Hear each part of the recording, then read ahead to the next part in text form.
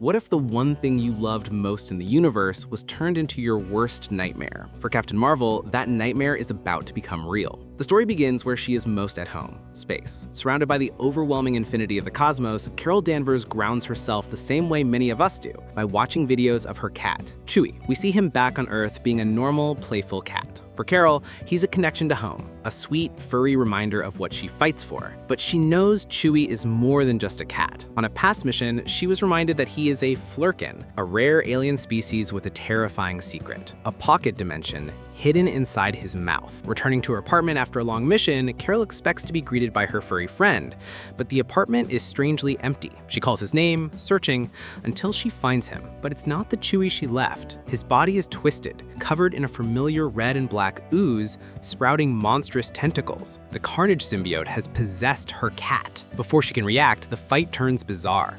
Chewie doesn't just attack with claws. He opens his Flurkin mouth and spits out a giant, tentacled sea monster that wraps around Carol. She struggles, realizing her cat's secret weapon has been turned against her. As she fights to separate the monster from Chewie, she's suddenly pulled into a vortex. She finds herself in a flushy, alien landscape, the pocket dimension inside her cat. There, she confronts the true villain, a new being who calls himself the Codex. He is a piece of Carnage, and he declares, "We're God." He reveals that because he controls Chewie, he can read all of Carol's thoughts and memories. He tries to break her, claiming she has no control, but that's his mistake. He can read her mind, but he doesn't understand her heart. He knows Chewie is a Flurkin, a living weapon, but he doesn't understand that he's also just a cat who loves his owner. Carol realizes the symbiote's fatal flaw. "You clearly don't have a cat," she tells him. Reaffirming her bond with her pet, she declares, "Chewie knows who he is, and so do I." Channeling her light, she fights the darkness from within.